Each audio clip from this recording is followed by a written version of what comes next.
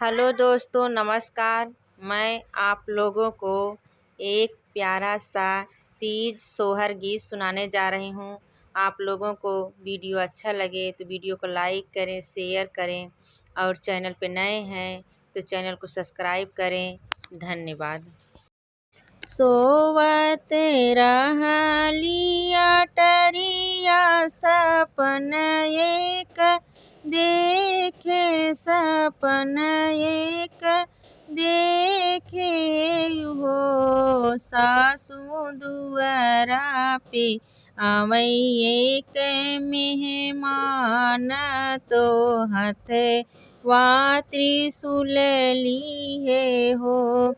सासू दुआरा पे आवै मेहमान, तो हथवा त्रिशूल लिए हो।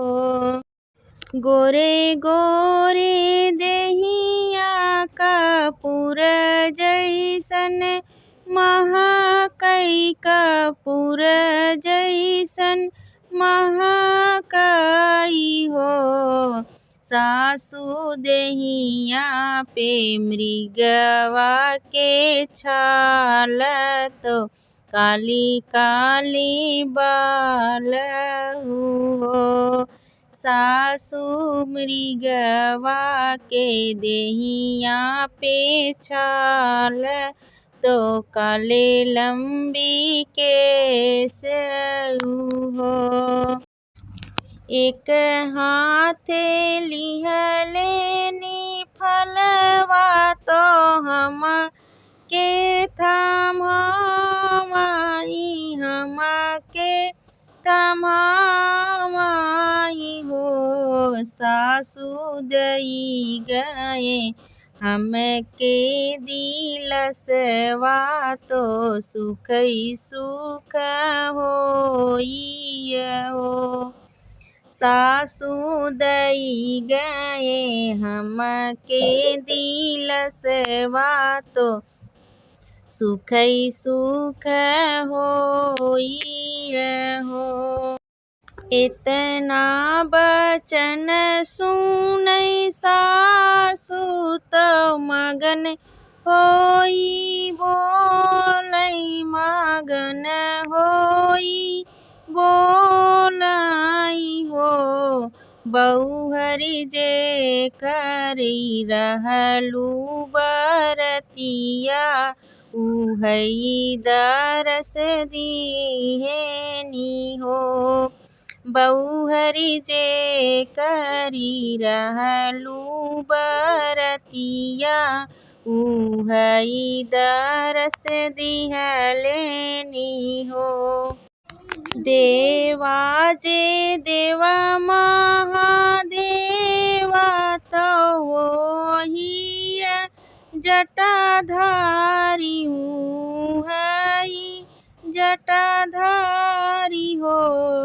बहुअर नहीं के लंबी लंबी के सिया, तो मृग के छाल सोहई हो। बहुहर नहीं के लंबी लंबी के सिया, तो मृग के ही छाल सोहई हो।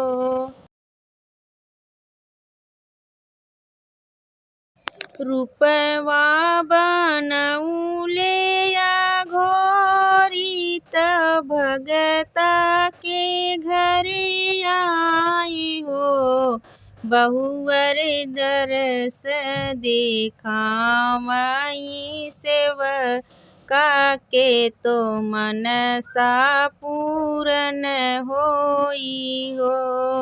बहुअर दरस देखावई जे सेवका के, त मनसा पूरन होई हो।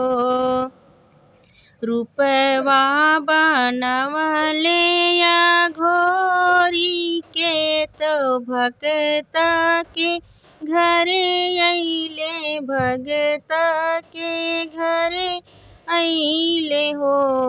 बहुअर देथे नियापन दर्शन तो भगता के मनसा पूरा होई हो।